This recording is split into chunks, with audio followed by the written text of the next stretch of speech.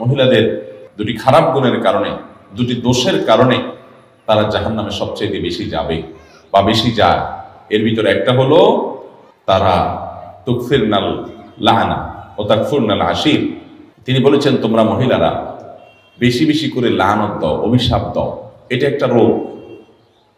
কথায় কথায় এটা পুরুষের মধ্যেও আছে এই রোগ, কিন্তু নারীদের মধ্যে স্পেশালি বিশেষভাবে এই দোষটা অনেক বেশি, যে কথায় কথায় লানত দেওয়া, চট করে রাগ হয়ে স্বামীকে, বাবাকে, সন্তানকে, ছেলে মেয়েকে, সংসারকে, এটাকে সেটাকে অভিশাপ দেওয়া, বদদোয়া করা, গজব দেওয়া, ঠাডা দেওয়া, এরকম খারাপ উক্তিগুলা, অভিশাপগুলা বেশি বেশি দেওয়া, এটা জাহান্নামে যাওয়ার কারণ।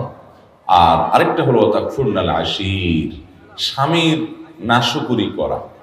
পুরুষদের মধ্যেও এই রোগ আছে।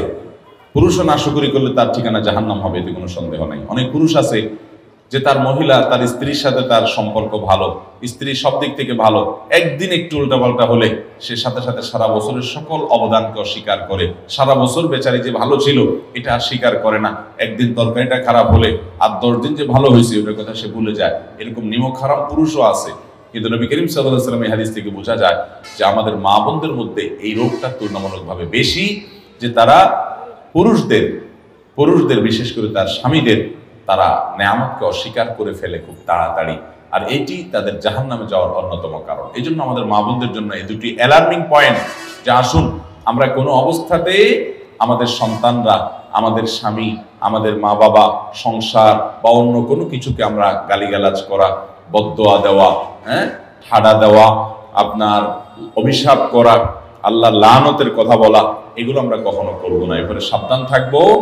আর দ্বিতীয়ত হলো আল্লাহ তাআলা স্বামীর সংসারে যতটুকু আপনাকে নেয়ামত দিয়েছেন এতটুকুর জন্য আল্লাহ শুকর আদায় করবেন, নাশকরি করবেন না। জীবনে তোমার সংসারে এসে কি পাইলাম? কিছুই পাইলাম না, আমার পুরো জীবন শেষ হয়ে গেছে, অথচ আমি তোমার সংসারে সুখের দেখাই পাইলাম না, এরকম কোনো কথা আমাদের মা বোনরা আমরা বলবো না। বরং আল্লাহ তাআলা আমাকে যে অবস্থায় রেখেছেন সে অবস্থা আমরা শুকর আদায় করব। অনেক নারী, অনেক মহিলারা আমাদের কাছে আসেন, আমাদের মা বোনরা, আপনারা যারা আজকে আমার কথা শুনছেন, আপনাদেরও মনের ভিতরে অনেক অভিযোগ আছে, আমি জানি। আপনাদের প্রশ্নগুলো পড়লে বোঝা যায় কত কষ্ট আপনাদের। আমরা সেটা স্বীকার করি যে আপনাদের অনেক কষ্ট আছে। সেজন্য সকল মাহফিলে, সকল আলোচনায় আমরা পুরুষদেরকে আল্লাহর ভয় দেই, পুরুষদেরকে সতর্ক করি, পুরুষদেরকে জাহান্নাম থেকে বাঁচার জন্য আহ্বান করি, পুরুষদেরকে মহিলাদের অধিকার উপরে সচেতন করার জন্য আমরা সর্বদা সোচ্চার সবসময় কথা বলার চেষ্টা করি। কিন্তু আপনাদেরকে আজকে আমি পেয়েছি, আপনাদেরকে আমি বলতে চাই, আমার প্রিয় মা বোনেরা, ধরুন আপনার স্বামীটা অমানুষ, ধরুন আপনার শ্বশুরটা খারাপ মানুষ, ধরুন আপনার শাশুড়ি আপনার প্রতি জুলুম করে, ধরুন আপনার সংসারে আপনি সুখী না, কষ্টে আছেন।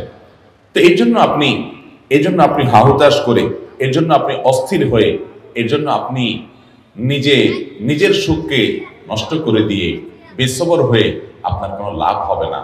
আমার প্রিয় মা, প্রিয় বোন, আপনি বরং সবর করলে কি হবে জানেন? আল্লাহ কোরআনে বলেছেন, ইন্নামা ইউওয়াফাস সাবিরুনা আজরাহুম বিগাইরি হিসাব। যারা ধৈর্যশীল হবে, যারা সবর করবে, দুনিয়ার বিভিন্ন কষ্ট, দুঃখ, মুসিবত, এগুলোকে আল্লাহর দিকে তাকিয়ে যে সবর করলে আল্লাহ তাআলা সওয়াব দেন, জান্নাত দেন, আল্লাহ খুশি হন। আল্লাহ বলেছেন, ইন্নাল্লাহা মাআস সাবিরিন, আল্লাহ ধৈর্যশীলদের সাথে থাকেন। আল্লাহ বলেছেন, আল্লাহ ইউহিব্বুস সাবিরিন, তিনি ধৈর্যশীলদের পছন্দ করেন, ভালোবাসেন। ধৈর্যশীলদেরকে এত মর্যাদা আল্লাহ দিয়েছেন। আল্লাহর কাছ থেকে সওয়াবের আশায় যারা একটু ধৈর্য ধারণ করে, সবর করে, হজম করে নেয়, ঢোক গিলে নেয়, নিয়ন্ত্রণ করে নেয়, মেনে নেয়, মানায় নেয় নিজেকে, এই মানুষগুলো, তাদের সম্পর্কে আল্লাহ বলেছেন, ইন্নামা ইউওয়াফাস সাবিরুনা আজরাহুম বিগাইরি হিসাব। ধৈর্যশীলদের বিনিময় আল্লাহ রাব্বুল আলামিন হিসাব ছাড়া দিবেন। কোনো হিসাব করে আপনাদেরকে দিবেন না। যখন আপনি ধৈর্যশীল হবেন, যখন আপনি সবরকারী হবেন, আল্লাহ তাআলা আপনাকে ডাইরেক্ট দিয়ে দিবেন, কোনো হিসাব নিকাশ করে দিবেন না। আল্লাহর কাছ থেকে হিসাব নিকাশ করে জান্নাতে যাওয়া তো সোজা কাজ না। আল্লাহ যদি বিনা হিসাবে কাউকে জান্নাতে দেয় তাহলে সেটা সহজ। আর বিনা হিসাবে জান্নাতে যাওয়া, এই সৌভাগ্য অর্জন হবে সবরকারীদের, ধৈর্যশীলদের।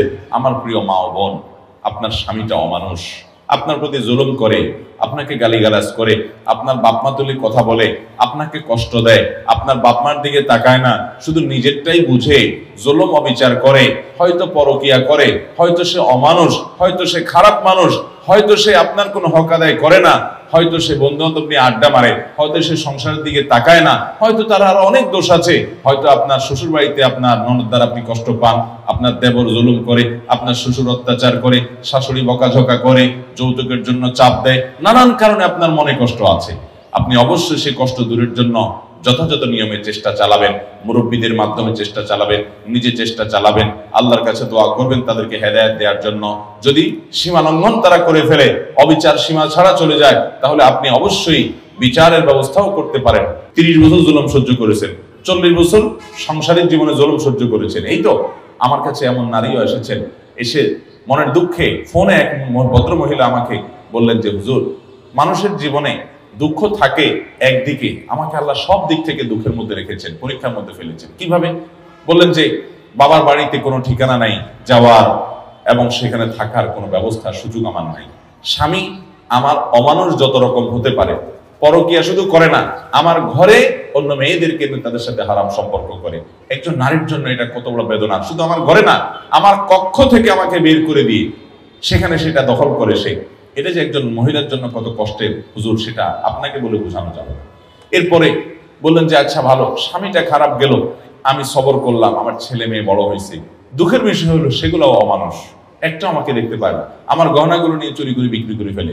ওরা দেশের বাইরে থাকে, ওদের টাকা পয়সার অভাব নাই, কিন্তু আমাকে মা হিসাবে তারা স্বীকৃতি পর্যন্ত দেয় না। এরকম স্বামী অমানুষ, সন্তানরাও অমানুষ, বাবার বাড়িতেও যাওয়ার জায়গা নাই, এরকম একটা জনম দুঃখী মানুষ আরেকটা আছে কিনা সমাজে আমি জানি না। ভদ্রমহিলা মনের দুঃখ আমাকে কথাগুলো বলতেছিলেন। সাইম ইসলাম আপনি লিখেছেন, হাঁটু এবং কোমরের সমস্যা থাকলে চেয়ারে বসে নামাজ পড়া যাবে কি না? হাঁটু এবং কোমরে যদি এত বেশি অসুবিধা থাকে, এত বেশি অসুস্থ থাকে এবং ব্যথা থাকে যে আপনি রুকু সিজদার জন্য যে মুভমেন্ট সেটা করতে পারেন না, কোনোভাবে অসহনীয় কষ্ট হয়, অসুস্থ হয়, তাহলে সেক্ষেত্রে আপনি চেয়ারে বসে নামাজ আদায় করতে পারবেন। আর যদি সমতলে বসে বসে সালাত আদায় করার সুযোগ থাকে তাহলে সেটা আপনি করবেন। সেটা যদি না হয় তাহলে চেয়ারে বসে নামাজ আদায় করতে পারেন। কিন্তু যে অপারগ হলে তখন শুধুমাত্র একটু অস্বস্তি লাগছে বা একটু কষ্ট হচ্ছে, এটার উপর ভিত্তি করে আপনি চেয়ারে বসে নামাজ পড়া শুরু করলে সেটি সঠিক হবে না। তমিন ইসলাম আপনি লিখেছেন, ফর্সা হওয়ার ক্রিম ব্যবহার করলে কি গুনাহ হবে? এটা স্বাভাবিক আকৃতি পরিবর্তন হিসাবে গণ্য হবে কিনা? আমরা যখন প্রসাধনী ব্যবহার করব সতর্ক থাকতে হবে এগুলোতে হারাম কোনো উপাদান আছে কিনা। আমরা খাদ্য গ্রহণের ক্ষেত্রে, পানীয় গ্রহণ করার ক্ষেত্রে হালাল হারাম বাজ বিচার করলেও আমরা অনেকেই জানি না যে প্রসাধনী ব্যবহারের ক্ষেত্রে হালাল হারাম বাজ বিচার করার বিষয়টা রয়েছে। আপনি দেখবেন যে ইহুদি যে পণ্যগুলো বয়কট করার জন্য আহ্বান করা হয়, তাদের পণ্যগুলোর তালিকার মধ্যে সবচেয়ে দীর্ঘ তালিকা হলো এই প্রসাধনী রিলেটেড পণ্যগুলো। এই পণ্যগুলোর মাধ্যমে অনেক হারাম বস্তু আমাদের শরীরে প্রবেশ করানো হয়ে থাকে। আমরা এগুলো যখন ব্যবহার করি, নানাভাবে এগুলো আমাদের শরীরে প্রবেশ করে, আমরা সেই দিকটাকে অনেকে খেয়াল করি না। অতএব সেখানে হালাল হারাম বিষয়টাকে বিশেষভাবে আমাদের বিবেচনা আনতে হবে। তবে মৌলিকভাবে ফর্সা হওয়ার ক্রিম ব্যবহার করাটা নিষিদ্ধ নয়। ভগ্নি